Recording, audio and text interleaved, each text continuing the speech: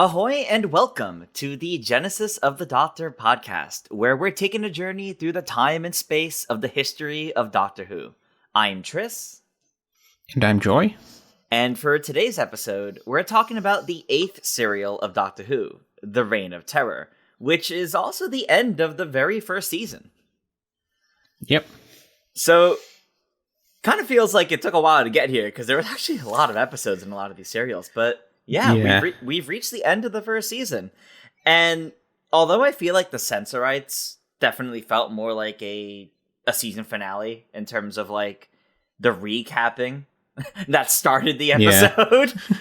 And this actually felt like appropriately stressful for a season finale, all things considered. Yeah, it did. So it was very, very brutal too. Yeah. People just kept dying. Yeah. So before we get into our impressions on this one, since this one isn't quite as readily available, let's kind of summarize a little bit, like the gist of the whole story here. So basically, for some reason, I guess ego, the Doctor feels challenged by Ian and wants to kick him out, but rather than kicking him out somewhere random, he's so confident he's bringing them back exactly to where they need to be in England. So much so that even Ian and Barbara actually get hopeful maybe they are really back. But no, that's not where they ended up. I found it funny how long that conversation went on for too. It's like he's very confident. Really confident. He kind of slipped back into that somewhat antagonistic nature of his. Yeah, he did.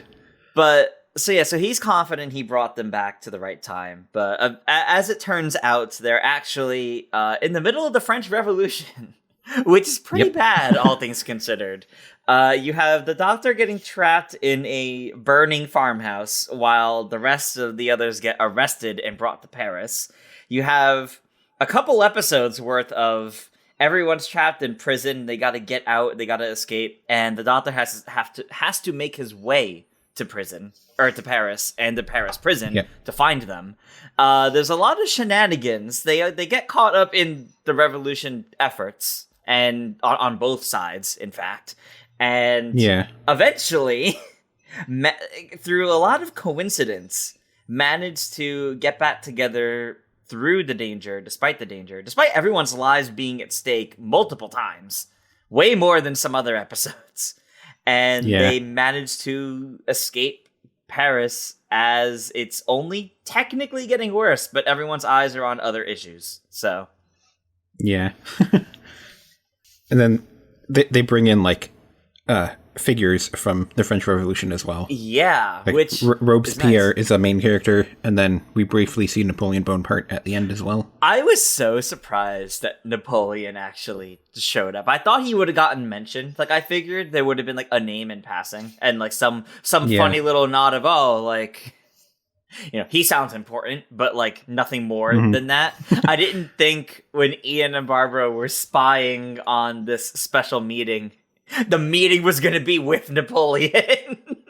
Yeah. I found it a bit funny, too, how it's Barbara's the one that's a history teacher. So, I feel like they should have had her see him and notice, hey, that's Bonaparte. Yeah. And instead of Ian, because, I don't know if I would recognize Ian, or I would recognize Napoleon just seeing him, whereas you would expect a history teacher to know what he looks like a bit better. Yeah, the role there definitely felt a little reversed. This definitely, despite being a period piece, didn't quite feel as heavily focused on Barbara being, the history teacher. Yeah. There were definitely elements of it, but it wasn't as strong as the Aztecs, for example. If anything, most of the history lesson, so to say, the knowledge of history actually came from the Doctor. Because as Susan mentions, the French Revolution is his favorite. It's his favorite part of Earth's history, which is really weird, to be honest. It is. It kind of comes full circle, though, since that's the book that she borrowed in the first episode. Yeah, it is. She was reading about the French Revolution in An Earthly Child, and then now she's there. Yep. Good way to end the first I also found it I found it very funny how the second episode of this is called "The Guests of Madame Guillotine." Mm-hmm. Like that's a very brutal name for an episode of television. Especially because, like, if you didn't watch it, like, they're just referring to an actual guillotine. Like, Madame Guillotine's not a person. Right. It's just a nickname they use to talk about the guillotine.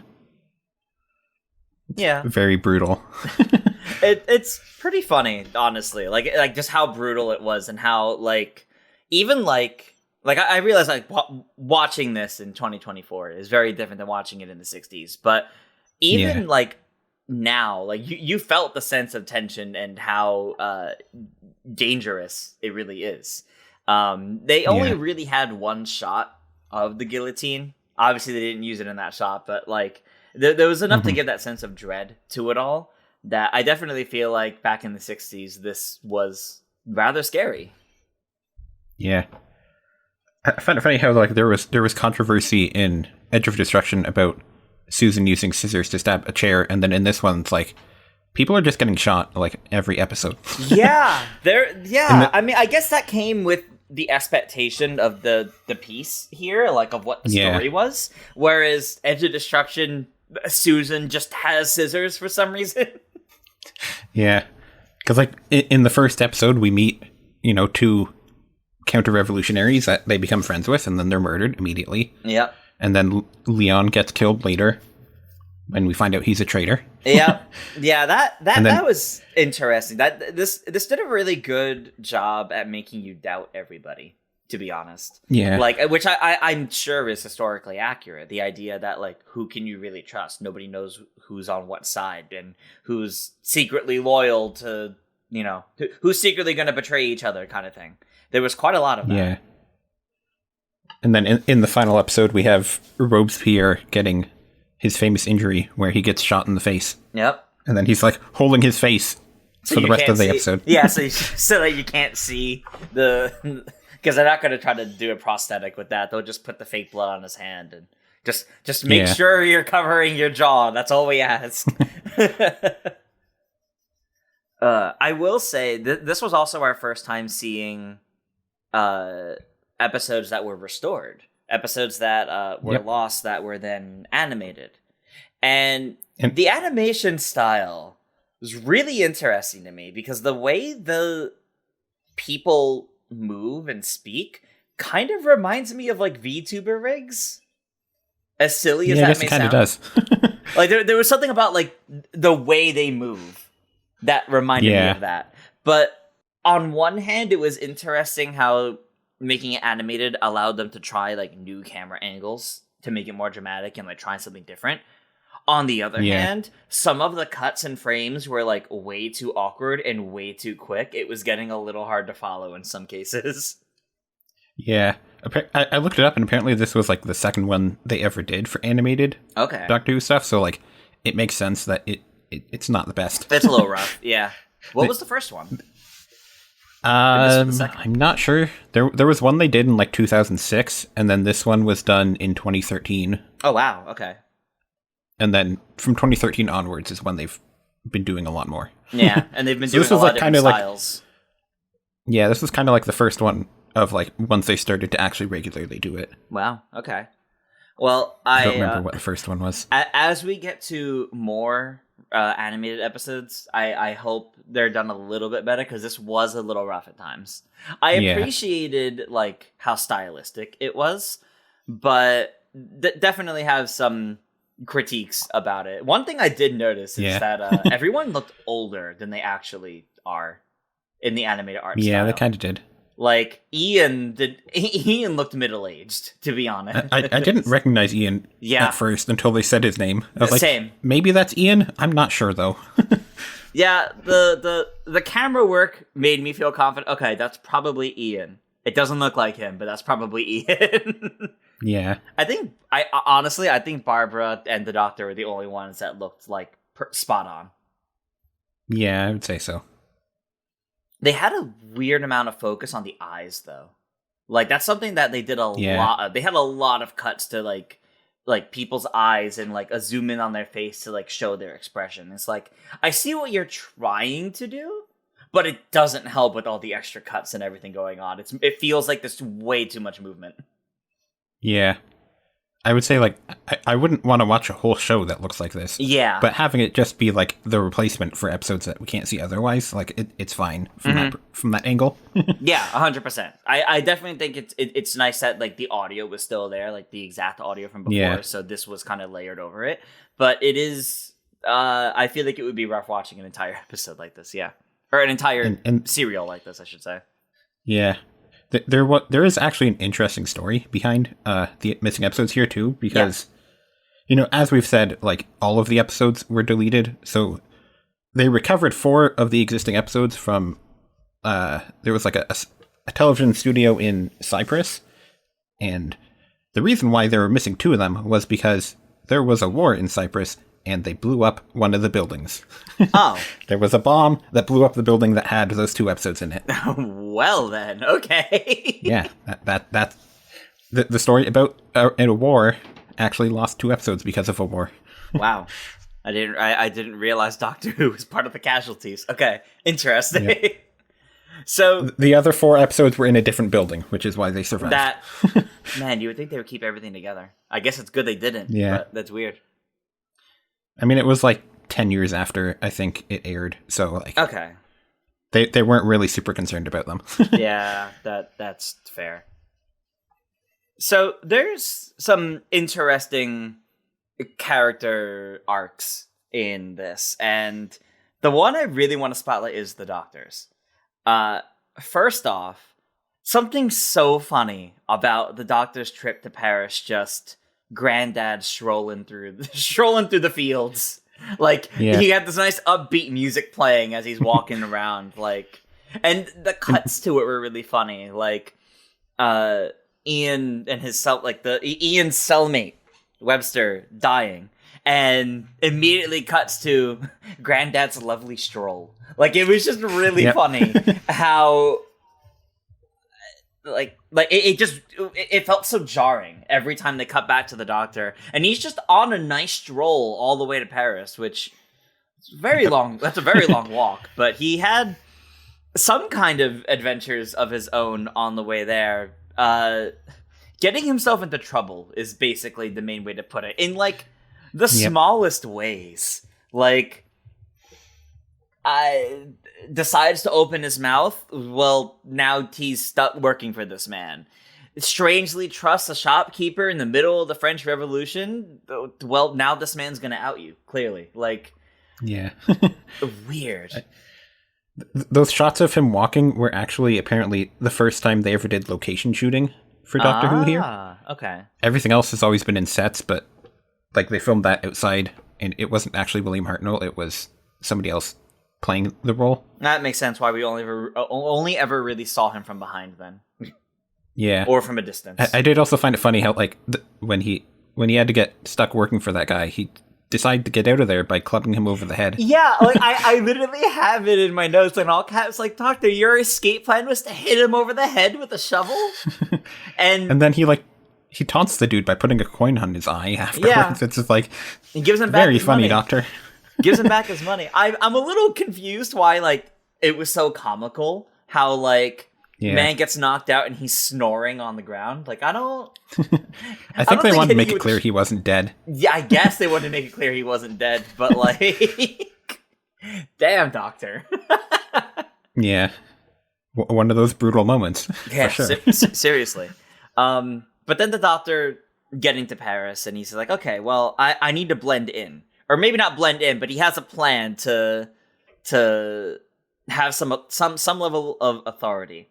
And he's going to make a trade for it and like completely change his outfit. Yeah. Outfit is completely ridiculous, but it's so funny. It is. But I don't understand how he didn't think that would backfire. Like, I was your confused. First conversation with this man was how much he's keeping up with the revolution, how much he's supporting the efforts. You don't think he's gonna sell you out for being this suspicious? Yeah, I was confused, like, how he convinced the dude to actually give him the clothes too, because it was like, you know, he just says like, "Oh yeah, I'm in that position that needs that sash there." Okay, just give it to me. It's like, it doesn't really make much sense that he would just do that. I guess later on he does have a paper that. Well, think, no, like, that's the the paper. other dude had a paper? Because he asked that shopkeeper, he's like, "Oh, will you also allow me to have like a parchment and like writing materials?" Oh, so right. he wrote that on the spot, like Yeah. like that's one of those, like, that feels a bit like a plot hole. Like, surely that wouldn't have worked. I mean, I guess the guy did go to report him immediately. He did. He just lucked out because the person that he was reporting to was actually on their side. Yeah, that's a whole. Let's use that as a segue to talk about that, because it also ties into the Doctor here. So this person who the Doctor kind of keeps butting heads with throughout the episode, not the jailer, but essentially the higher up to the jailer, ends up being like the most plot important character in this entire story, and to the point where after all the stories of betrayal, I was so convinced it was a fake. Like, I was so convinced this was a plan to catch the rebels. Yeah. And that he was not actually James Sterling. But he evidently was. He revealed enough that it was like, okay, you know what? Maybe he is. And then we see he's actually actively working with them enough. Oh, wait a second. He legitimately is. Why is he so antagonistic to the Doctor? I think it did. There are moments where you could tell that, like, he probably was good, because, like, when he convinces the jailer to just leave his keys in the door for Ian. So, like, there are moments earlier on where you're like, something's a bit weird here. Yeah, there's definitely suspicious moments there with him. Yeah. I still didn't trust him up until, like, it really came through. Okay, he is serious about this. But yeah. I do find it funny how, like, you know, you're not supposed to change history and stuff, but you are allowed to play a heavy role in history. You're not allowed to change it, but you're allowed to be, like, very heavily involved with, like, Robespierre being overthrown. Yeah. Because that's, like, how history was supposed to happen. Yeah. Well, I guess Doctor Who still kind of does that stuff. So, it does, but nowadays it's kind of like we were part of it. Like, take, like, the Rosa Parks episode, for example. It's we're part of it. We needed to be here to make it happen, kind of thing, or to correct it. So yeah, this kind of thing. I imagine, had everyone, like Ian and Barbara and whatnot, not all been captured, maybe someone else would have been in that spot, and it kind of would have still played out similarly. But yeah, it ended up being Ian in this case because of where they were at the time. Ian's role in all of this is interesting, though, because this is actually another one of the few times we've had thus far where he doesn't feel like the hero, so to say. It really... Yeah. That actually did belong to the Doctor this time. Ian just felt like... he really did feel more like just a companion this time, which is good, I would say, because he's a little too often relied on as, like, the reliable hero of the group. Yeah. Apparently, William Russell was on vacation for this one. They pre-recorded his scenes in episodes 2 and 3, and otherwise he was on vacation for that. So maybe that played a role of, like, why he wasn't really the main character. Yeah, that would explain why he wasn't quite there as much for, like, the first half of it all. Okay, I see. And why he was, like, separated from everyone else. I guess, like, basically everybody had a vacation, except I don't think Susan was ever missing. I don't think she ever had a vacation, but, like... I think it's because they didn't know what they were doing with Susan the entire time, because Susan had as much of a presence here as she did in the Aztecs episode. Yeah, because, the Doctor had his vacation in Keys Marinus, and then Barbara had hers in Sensorites. Yep. Yeah, because they were filming, like, for an entire year without breaking, so... It's true, they all wanted... They need to take those vacations. Yeah. Yeah, so... Ian's role here is kind of the Englishman that needed to relay a message was interesting. I do like that, and how, like, he was committed to the dying man's wish. I think that's actually, like, very in character, and I think that works well for his character, that he's committed to, helping that much at least, because he owes it to the man who died. Yeah. I think Susan's arc was the funniest one, though, because it's like, when they're in the prison, she's scared of rats. Like you've dealt with Daleks recently, and rats are scaring you. Yeah. And then also, afterwards, she gets sick from being in that prison cell, but she was fine with radiation poisoning. Yeah, Must have been a like, very bad prison cell.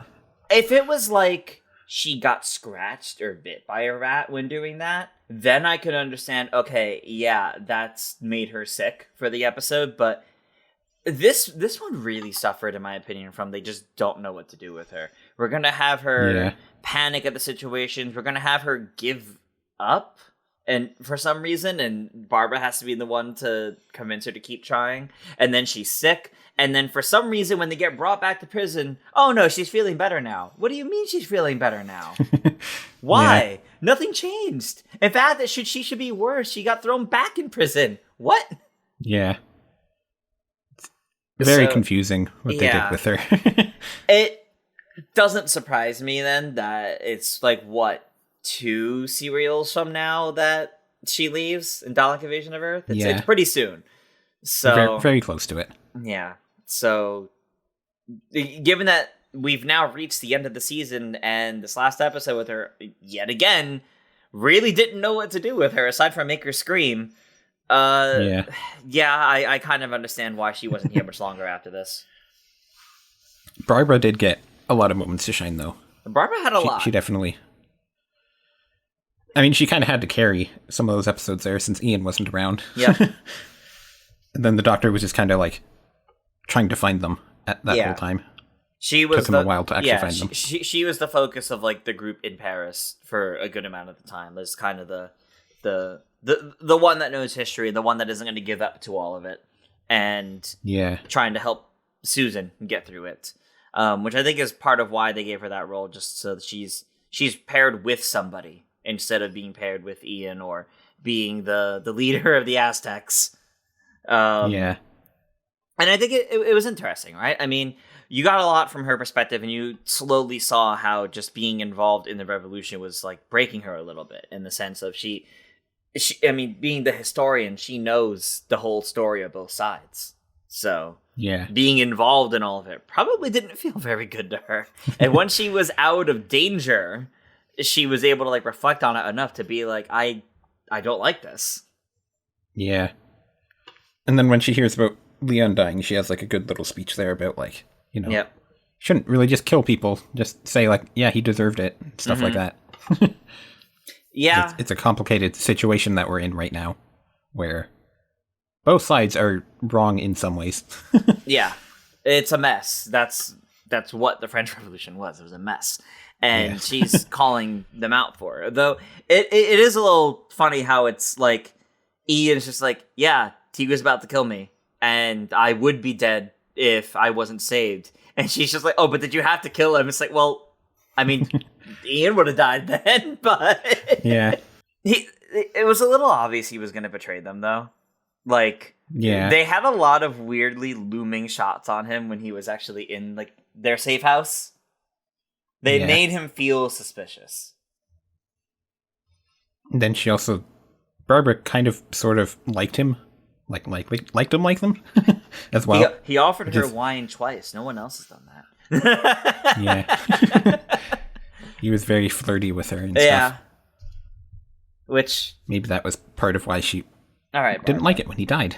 Probably not, but Barbara, I think there's better times and places for this than when you're actively in danger because of the French Revolution and breaking out of prison, but okay.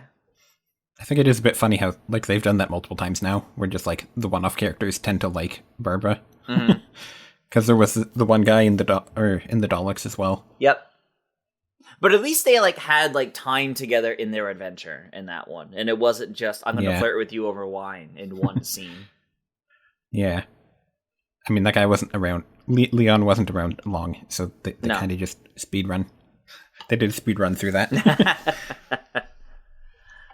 I mean, I think as a whole, the Reign of Terror is really interesting because we haven't really had a story like this, like set in war like this, set in, set in Earth's history in this way. Yeah. And it was genuinely a stressful story because everyone keeps getting themselves into trouble constantly, especially the Doctor.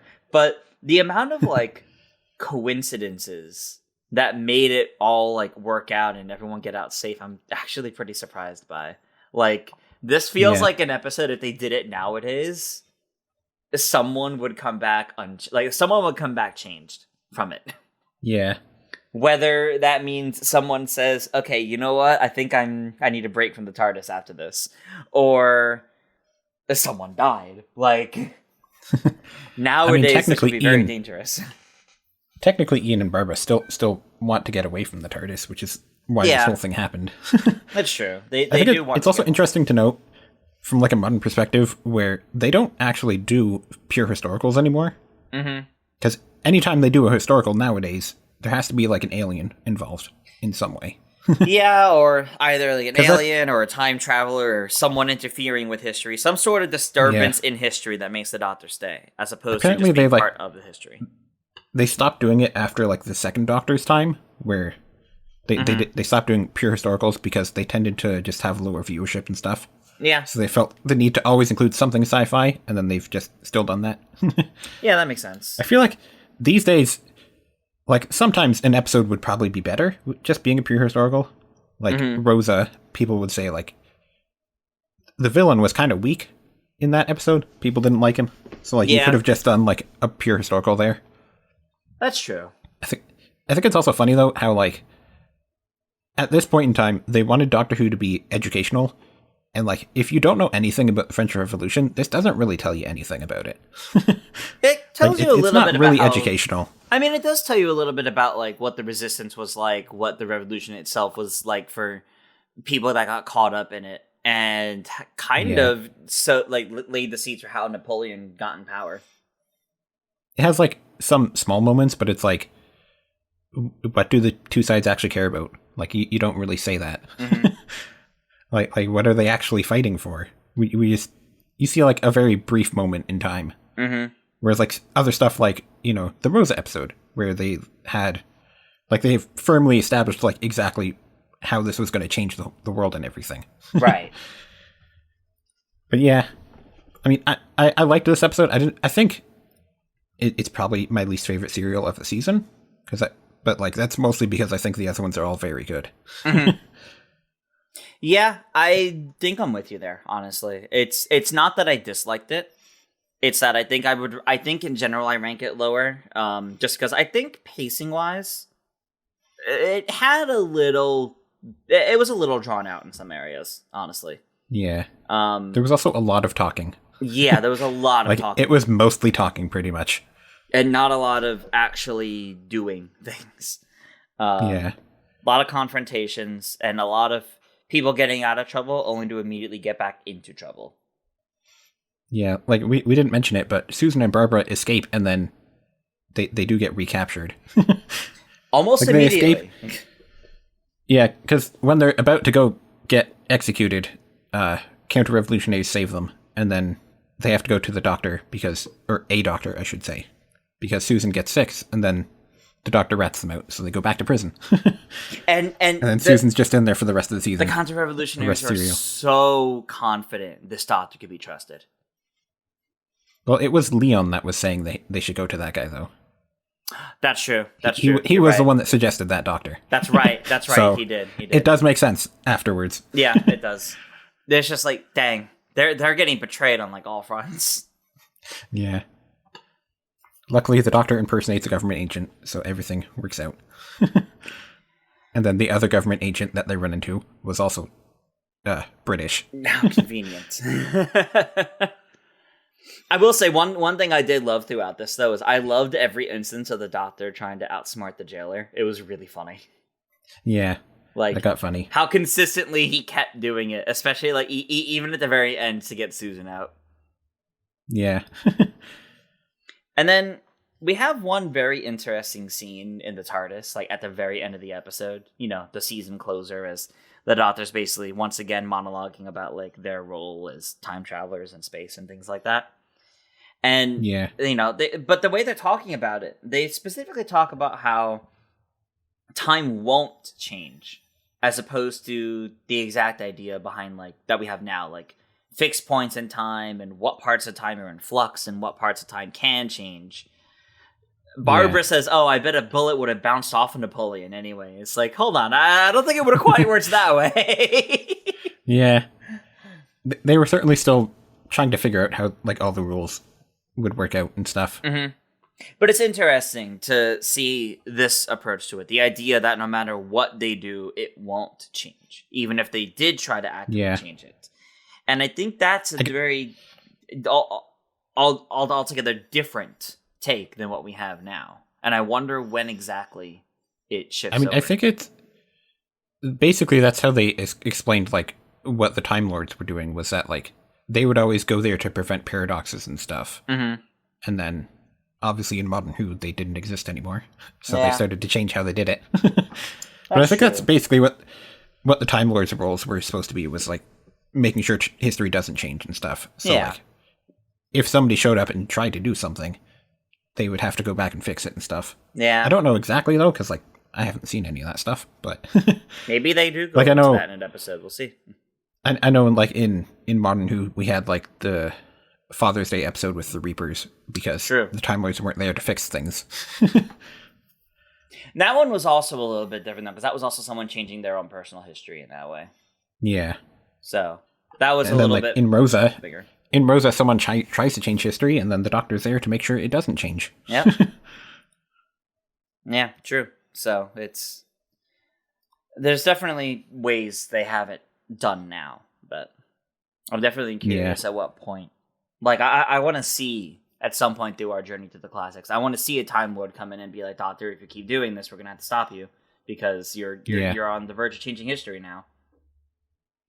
I mean, I know Time Lords are not named until the end of the Second Doctor's tenure, right? But I think maybe some appear before that. I'm not sure though. Huh. But like we don't hear about Time Lord Society until when the Second Doctor is regenerating. Yeah, from what I understand. Yeah, it's a while away. It's a while away. And as we did mention, you know, it took us 2 months to get through this season. The first and second Doctor's seasons are all pretty long. Yeah. They're all 40 episodes long, although like some of them are missing and stuff, so like they'll be a bit shorter. After we get to the third Doctor, though, they're like 20 episodes long. Yeah, instead. the pace there will definitely start to change a bit. Yeah. But and then at some point they become hour-long episodes, but then at that point they also cut the episode length or the number of episodes in half as well. Yeah, exactly. So it changes. It will get shorter seasons as we go along, but we'll be in some long ones for a little while now. Yeah, but as a whole, season 1 was like a pretty strong start to it all. Like there's a lot of good variety here, and I can definitely see why it took off as well as it did from just the first season. Yes, obviously the Daleks were the main highlight for people, but there were a lot of really good stories in here. Like even the very first episode was fascinating, but like the Daleks were great, the Sensorites were pretty good. Keys of Marinus was like a fantastic story. Yeah. Edge of Destruction was fun as well. Yeah. Like there were some really good ones. Smaller, but yeah, but very good small episode there. I was going to say smaller kind of helped balance out all the long ones, to be honest. Yeah, it did. I was very surprised just how good the season was, though. Yeah. Because, like, you expect there to be, like, growing pains with new shows and stuff, but, like, no, they were pretty good right from the start. I really was expecting there to be, like, growing pains. Like, I really thought it would take us to maybe, like, season 3 to start really, like, seeing the identity of Doctor Who as we know it and be like, okay, it's winning me over. But, like, no, like, we finished this first season, and I'm like, honestly, I really liked this. This was fun. Yeah. I feel like some of these serials are, like, some of my favorite stories of Doctor Who already. Yeah. Like Keys of Marinus, that's just fantastic. Sensorites are very much enjoyed as well. Mm-hmm. And Edge of Destruction. And, like, the Daleks I liked the first half of it. The second half was, not great. But the first half was definitely very good. It definitely had about as many ups and downs as you would expect from Doctor Who, even in nowadays. Yeah. Like, and that means it feels consistent, which I wasn't expecting. I think the biggest issue that, like, all of these serials kind of had is that, like, none of them really stick the landing very well. Like, they all have very interesting ideas, and then it's just the final episode, they just try to wrap everything up very, very quickly, and I feel like that doesn't work in almost every single one of them. Yeah, that is kind of the main flaw we keep running into, is the specific ending of them getting back to the TARDIS and leaving feels very rushed and happens in like less than 5 minutes. Yeah, because I think the issue is ultimately that they try to only use the final episode for wrapping everything up, and I feel like maybe you want to use like 2 episodes for that instead. Yeah. But I guess we'll see if that ever changes. That's true. Yeah, I think they definitely rush everything just to get everything done at the final episode because they have a lot of ideas that they want to get through in the earlier ones. Yeah. And I think it makes sense. It's just something I hope we see change in hopefully season 2, but it might take a little bit longer. Honestly, don't know. We'll find that out. I mean, I have to assume at least by the time we get hour-long episodes that the last episodes every serial are going to be a bit better with wrapping stuff up because they're going to have twice as much time in that final episode. That's true. They have more to do. They have more time to work with for the final episodes. Therefore, hopefully more actually happens. I just think in this season, it's like they have so many cool ideas that they want to explore every serial where they spent maybe a bit too much time exploring those ideas and then not enough time wrapping stuff up. Mm-hmm. But like they're all pretty good serials. It's just the endings are not the best. Yeah. Like, I kind of, like, even here in the Reign of Terror, I would have liked if we had what we would get in nowadays with Doctor Who, where the people traveling with them, they get to see the TARDIS go away.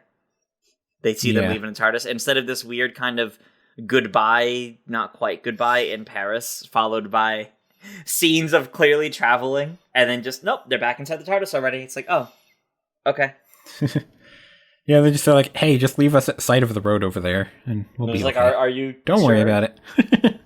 Don't worry about it. We'll be fine." Like, especially since like Ian actually revealed to someone, kind of jokingly, kind of acting like a cocky bastard about it, but he actually revealed like, "Oh, like we flew here in a little box, and we come from 1963." like kind of being annoying about it, but. You would think maybe, you know, the counter-revolutionary who I cannot remember. I'm very bad with French names. The one that they traveled I only remember Leon. The one that they traveled That's the only name with, I remember. The one they traveled with that was also like leaving Paris with them. He should have heard that. So like to have him witness the TARDIS go would have, I feel like, meant something, but I guess not. Yeah. I mean, I guess technically in that time, like leaving Paris is a big deal for people. That's true. So like it makes sense that they didn't follow them and stuff. Well, I thought they were all leaving together was the thing. So like I thought they were all leaving, heading in the same direction, leaving together, and then splitting off. But I guess not. I think it was just the British guy that left with them, is what they were saying. I think. Okay. I'm not sure though. So now that we've finished season 1, of our main cast of 4 here, who would you say has been your favorite this season? If you could pick one. I think Ian tends to get like the best moments every episode. Mm-hmm. I would say probably him, although I really like the first Doctor from the perspective of like what we know he's going to end up becoming. Right. Like I don't think he has like the best moments this season, but I think from the perspective of getting to see how different he is, I very much enjoy that. That's definitely true. He's definitely very different, and with the foreknowledge of having come back to watch this from the future and not watching it as it goes, knowing his journey basically, it is really interesting to see and how different he is, and watch him learn to kind of slowly become the Doctor we know, very slowly. But no, so I definitely respect that. I definitely understand Ian too, because Ian kind of feels like the protagonist, like the one they want you focusing on as a protagonist, but. I think for me, I had to pick Barbara, because I think like when Barbara gets the spotlight, she has some really fantastic moments. And I think she's had some of the strongest moments in the spotlight.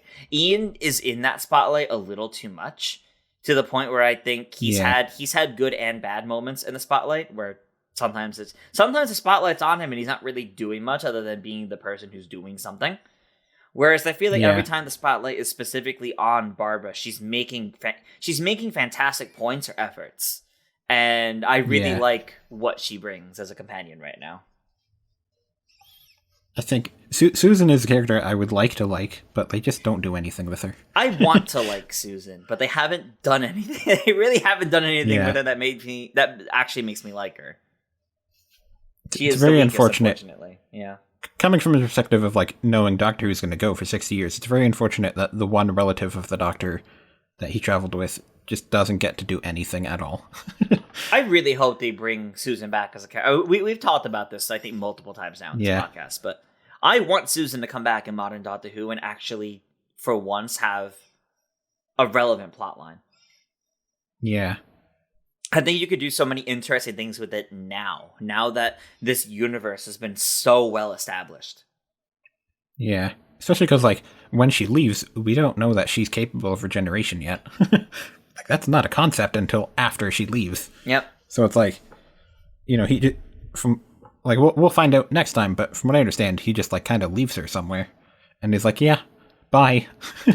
So it's like, now we know she would actually be there for a very, very long time. Yep. Because she's going to regenerate eventually. I feel like audio stories actually brought in... I forget if it was audio stories or books, but I remember reading about how she actually gets swept into the Time War. And so she actually goes back for all that with the Time War. And apparently at one point, she actually calls upon Ian for an adventure. She means to call upon both Ian and Barbara, but she's only able to get Ian because he was... She basically like teleports them, but only Ian was at the spot. I think they did a whole audio series with her not that long ago. Okay. I believe she also ends up meeting like the Eighth Doctor in that, I think. That's interesting. So we do have some level of media of the Doctor re-encountering his granddaughter. Okay, yeah. I need to check that. That's one I think I'm actually going to check out at some point after we've reached the end of Susan. I actually might go check that audio thing out like right after that, so I could talk about it in a future episode, because that actually sounds pretty interesting. There might be some really good things there. Because they did like a whole Susan audio series, from what I understand, and then I believe the Eighth Doctor shows up in it. And they've probably also done books and stuff. I mean, Paul McGann's Doctor is all about audio. He lives and breathes in your ears. Yeah. So that instead of on screen. That is most of his content. Yep. All right. Well, I think at this point, that pretty much covers Reign of Terror and Season 1 as a whole. At this point, we're practically talking about like expectations for Season 2 going into it and all that. But... normally, you know, with everything with our Patreon and Discord, if you guys were supporting us, for $1 a month, you can get into our Discord and talk about these episodes with us. And for, I believe, $5 a month, you can actually watch us live here. And I say this because we have our little side chat. And if you guys were watching live with us, maybe you could tell us, hey, actually, Reign of Terror was the best episode of the season and Napoleon had a perfect spotlight. Here's why. And we'd be talking about it here. Yep. But since we don't at the moment, which is okay, we're going to transition to news. Because boy, has there been a lot of news since our last recording. Yep. Now that we're done talking about Season 1, we now have to talk about the other Season 1. There's a different Season 1 now. We got some trailers. Yeah, the Disney Season 1. Yes, we've now had 2 trailers for this season, as well as the reveal of all of the episode titles and like who's writing each episode. Yeah. So, I gotta say, these trailers have me so excited. Like, I know there's... It looks so fun. Like, yeah, like I know there's... And we'll get to it. That there's a level of like, most of these are written by the same person. Okay. But I love what we're seeing in these trailers. There's so much, like, charm and whimsy to it all that I feel like we haven't had in trailers for Doctor Who in so long. Yeah. And I feel like it definitely feels like there's a very different vibe to the show now. Mm-hmm. Like, it seems much less serious, I would say. Like, you know, Ruby steps on a butterfly and then she's not a human anymore. Like, that feels like... I don't think they would do that in any of the other eras of the show. Like, it feels very different. It kind of feels like a way to flex the budget. Oops, we just accidentally completely altered the course of history on Earth. for probably That's a what we're one gonna joke fix. scene.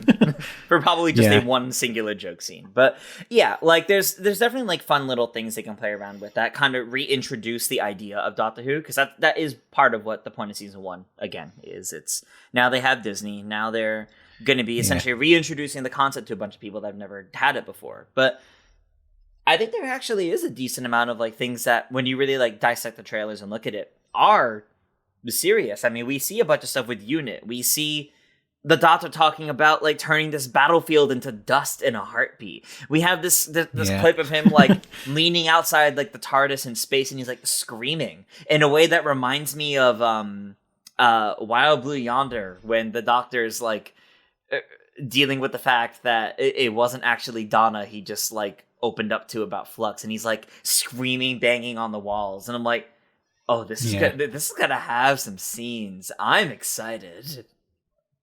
It's definitely going to have some good scenes. It definitely feels just like they just want to have fun, though. Yeah, I think is the general idea that we're getting. And there's also hints at maybe a musical episode in there, possibly. Yes, I believe featuring the Beatles. Yes, that is the second episode, the Devil's Chord, I believe. The second, so that has them go to, I think the 1960s, maybe not 60s, but they showed the Beatles, I think, in an earlier trailer. It has the Meet the Beatles. It has the Doctor involved in a music video. I think that's where Jinx Monsoon appears as the villain with like some sort of, because she kind of has that like piano kind of look to her dress. So I think that's going to tie into that. It's going to be really, really interesting. And I think the fact that that's going to be one of the episodes we get day one. Yeah, because I think will be. So the first two episodes. Episode 1 is Space Babies. I'm going to be real. Nobody's taking that one seriously. There's no way. No. That's our fun episode opener. The Devil's Chord, I think, is going to be way more serious. We've seen in this trailer, or in these trailers, one of the scenes is like London destroyed and dusted. And they're still in these period clothing. And I think we're gonna. So I think there's gonna be some really like serious moments in this. So we're gonna have the fun episode and the Doctor Who's not playing around serious episode on day one, and that has me ecstatic. I feel like since how early they announced Jinx Monsoon is going to be in it, I feel like that might be our main villain of the season, possibly. Yeah, I could see that, and like that would be a good place to introduce the character. Mm-hmm. Yeah, you introduce her earlier on, and then you bring her back like somewhere in the finale, kind of like the Master. Yeah, yeah. And then, I mean, people were wondering if maybe that's who she's playing. Oh, it's true. Or somehow connected. And then we also know there was the hand that picked up the gold tooth. Oh, that's true. In the giggle. That's true. We don't know who picked up the we don't know who picked up the Master. The hand was wearing like nail polish and stuff. I do hope we go a season without the Master, though, before getting them again. I think the Master in Ncudi's first season is a little too much. Because I think the Master, while great to have, was a little too prominent in both Capaldi and Jodie's eras.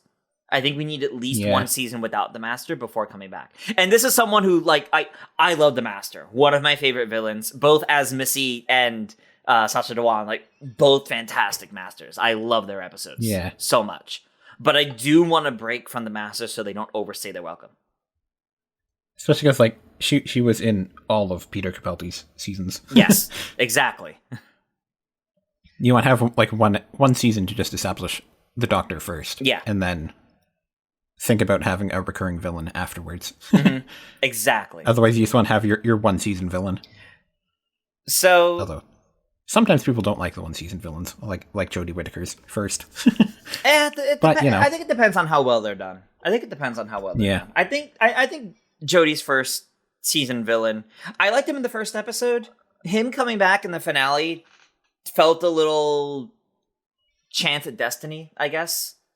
Yeah. I don't know. I didn't really care about him as the villain, more so of what was happening. It could have been any villain doing that, and I felt like it would have had the same effect. The only real difference was it allowed Graham to have a revenge plot. Yeah. That's basically my thought on that one, too. Yeah, okay. Where it's like, and I just went and rewatched all of the 13th Doctor's era. Yeah, I since we recently last did recorded. too. And like, yeah, I think that character, I liked him because of how he interacts with Graham. Yeah. But otherwise, like, he doesn't really need to, like, nothing about the character really means much. Especially but since we're getting distracted. Yeah, a little bit. The idea of get back recurring to- villains, Jinx Monsoon might be a recurring villain, but let's run through these Yeah. episodes a little bit. So, of the 8, so there's 8 episodes for the season. Of the 8, 6 of them are written by Russell T Davies. Episode 3, Boom, is written by Stephen Moffat, who's coming back, which Yep. I think Moffat works better as I think his strengths lie in specific episodes as opposed to show running. Yeah. So I hope he brings his strengths with him here. Whereas I think RTD is good as a showrunner overall, as opposed to when he was just writing individual episodes. But seeing that he's writing majority of the episodes here, I'm very curious how this will all play out. Yeah, I think Stephen Moffat works very well when he writes a monster story Yes. that is just a one-off monster. Yeah. Like, don't ever bring them back. As we saw with Weeping Angels, you don't want to bring them back. But, like, he's very good at, like, one episode with a new monster. Yeah. So I kind of hope that that's what they're just going to do here, is just let him come up with a monster. Yeah. Yeah, I agree. I love the Weeping Angels, but I do think we've hit the point of they've appeared too much. They're on par with the Daleks and Cybermen now in terms of threat level. Like, my thoughts on them are that, like, I like them in Blink, but then the issue is every time you bring them back, you have to give them a new power so that they're still interesting. Yeah. And, like, I like them in Blink. they I like start to them- break them. I like them in Flesh and Stone or the season 5. I didn't like them when Amy and Rory left. They've had random appearances since. I did like them in Flux. I thought that was cool in Flux because it was the first time I think, they felt as threatening as they did in specifically Blink. yeah, I liked that one too. I feel like those are just like the only 2 episodes I liked of Weeping Angels, though, personally. Yeah, same. So we'll see if Stephen Moffat introduces another alien like the Weeping Angels that are just going to become as iconic. We'll see. We'll see. Episode 4 is 73 Yards, which Russell T Davies has said in interviews is he feels one of his best pieces of work he's ever done, Doctor Who or otherwise. Interesting. And I'm really curious what that means. Yeah. Like, I feel that means it's a standalone episode. But, like, what happens to be revered like that? Like, considering this is his second time doing Doctor Who, for this one episode in the middle of a season, so it's not even, like, a done-up season finale. It's an episode in the middle of the season that now overtakes, to him, everything he's done before. I'm very curious about that. Yeah, I guess we'll have to see. Not to get expectations too high, but episode 5 It's difficult to really say, like, what we think is going to happen in these episodes, because, like, we don't have, like, any hint.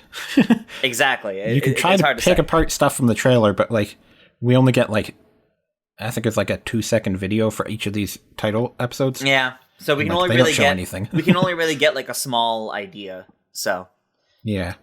Episode 5 is Dot and Bubble, and this one was apparently the first episode that Shooty filmed for the season. Interesting. And Shooty talked about having a great closing scene to this episode, and I'm very curious what that is gonna what form that's gonna take. But should be fun, and I'm curious if people will be able to tell it was an early Doctor scene for him or not. Yeah. Episode 6 is Rogue, which is not written by Russell T Davies or Stephen Moffat. It's by 2 writers, Kate Herron and Bryony Redman. Which Kate Herron did the Loki show. Interesting. The other writer did something that I remembered when I looked up the name, but I don't remember what it was now. Okay. But Kate Herron, I think she directed the first season of Loki. That's interesting. Kate Herron did Loki and Sex Education, so she's also familiar working with Shooty. That's interesting. Huh, okay. See, last time we talked, I was like, I hope we get to hear more about new writers. Mm-hmm. I guess we only get a single episode with new writers. Yeah. I guess that's why we didn't hear about them until now. Oh, I think truthfully, it's not. I don't think it's that big of a problem. Like, the more I think about it, the more I realize this actually might have been part of like RTD's contract from the BBC with them bringing him back in. They might have actually like said like he like by contract he has to write most of the episodes for this first season to sell them on more, basically. Yeah, maybe. And then because I remember reading about how he was celebrating the fact that season 15 or season 2, however you want to look at it, the next one after this has more guest writers. So he's just like, "Woo, we're doing it. We're getting more." Okay. So I was kind of worried that season 2 would also be mostly him, but apparently if he's talked about we're getting more writers in that season, then that's better. So I do because like the 2 seasons were made together and everything. So I was wondering if it was going to have the same approach. Yeah, but if we're getting new writers next year, to me that makes me think it's a higher up decision that RTD has to work around and work with. Yeah. Like BBC and Disney are like, okay, for this plan to work, you have to do the majority of the first season to sell us on if this is really going to work out this well. And they liked everything they saw enough that, okay, for this next season, you can bring in some more. I'm also kind of wondering if, like, maybe this season is going to basically be a serial because of the fact that he's writing everything. Mm-hmm. Because, like, you know, that's what happened in Doctor Who Flux, was it's that true. Chris Chibnall wrote the entire thing because it was one continuous story. Yep. So that makes me wonder if, like, maybe there's, like, a functional reason as to why it's all written by the same writer. It's true. We might see a degree of, maybe not, like, one continuous serial, but, like, continuously leading into each other. Yeah. Because, like, it would make sense from that perspective for Russell T Davies to write most of them, and then his immediate thought being, let's bring back Stephen Moffat, because, like, I know he writes well within what I give to him and stuff. Yep. It's like, it would make a lot of sense if it was more or less a continuous story. Yeah. It's true. I do also like, though, that, like, Russell T Davies was not a big fan of Loki, but he's fine with the people that made it. Mm-hmm. He knows that they did their best, but, like, he's gone on the record saying that he thinks, like, the queer rep on that is terrible. Yeah, that's one thing I really do respect about RTD, is I think he genuinely understands, like, queer representation well. Yeah. So that does have me excited for what kind of representation we'll get throughout the future of the show now, because he does get it. He does get it. Has it been perfect in the past? Questionable. Yeah, but he understands it at the very least. There are certainly complaints to be had here and there, especially if you go look at the script for the Star Beast. It's very much not well written when he introduces Rose. I will say that. Yeah, there's he didn't word that very well. There's definitely it's very poorly written in the script. Yeah, but he tries his best. Exactly, that's the thing. His heart's in the right place with it.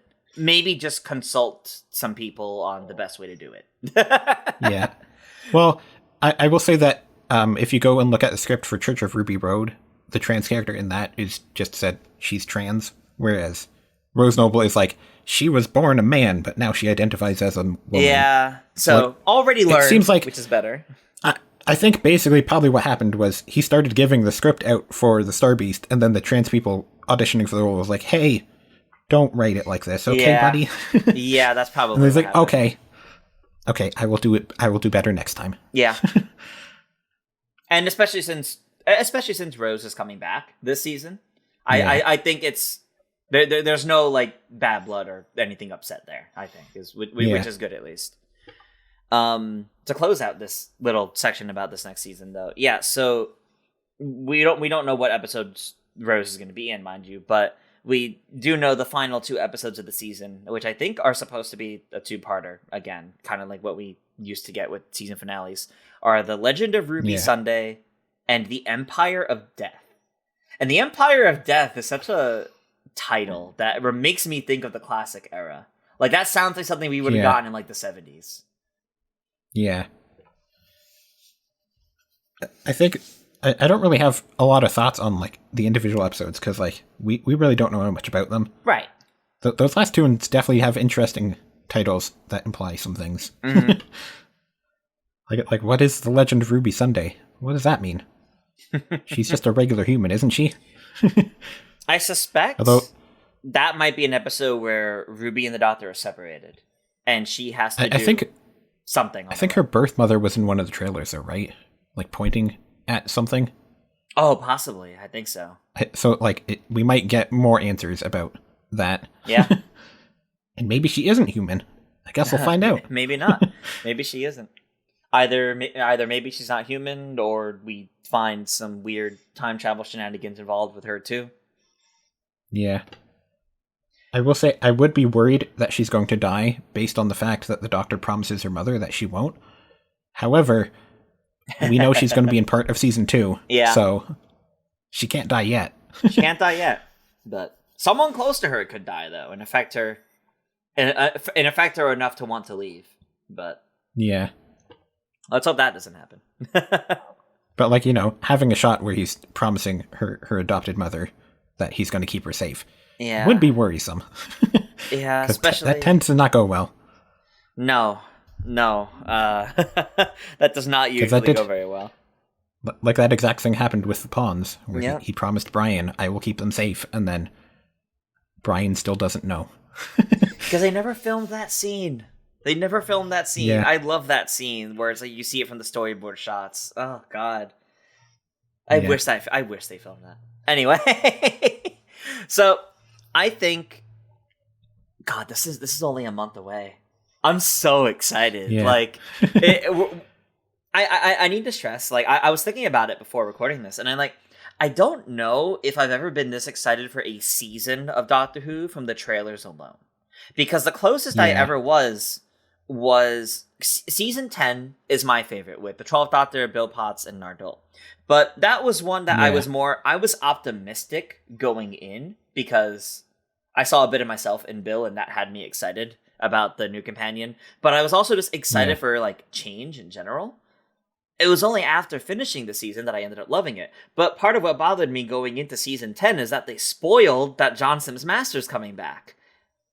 And then you're left the whole season, all right, well, where is he? I know he's coming back. Oh, it's in the finale. Wow, shocker.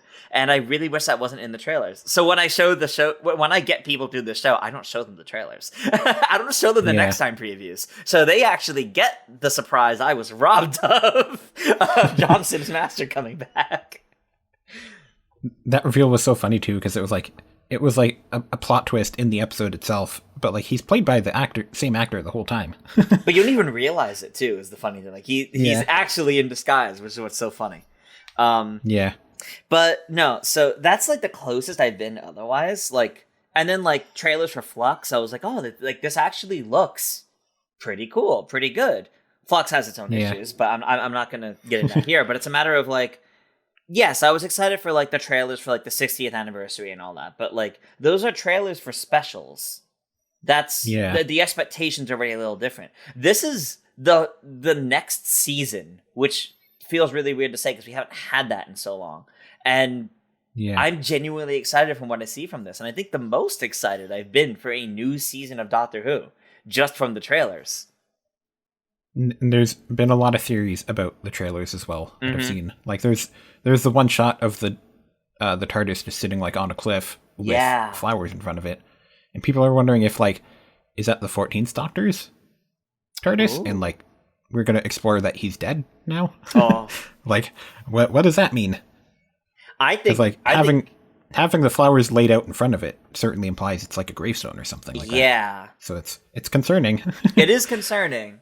I theorize for that same shot. I theorize it's actually that the TARDIS gets stuck somewhere, and people think the Doctor's dead because the TARDIS is stuck, and they're kind of like constantly going back there because like they know like someday, eventually, he might come back. Yeah. Only time will tell exactly what that means in all the other spots. Yeah, only time. I'm definitely excited though. I'm looking forward to it. Yeah, me too. And who knows? Maybe we'll have even more news for the next season to talk about in our next episode. Yep, it's possible. Speaking of our next episode 6, back to classic talk here, back to classic talk here. So our next episode is going to be the start of the second season, and we're going to be doing 2 serials, 9 total episodes, with the 3 episodes of Planet of Giants, and everyone's favorite, 6 episodes of the Dalek Invasion of Earth. There are some fun trivia facts about those two, which is Planet of Giants, originally the first serial of the show was going to be called The Giants. Oh, really? And wouldn't you know it, they just kind of reused that idea, and they just put it at the start of season 2 instead. Of course they did.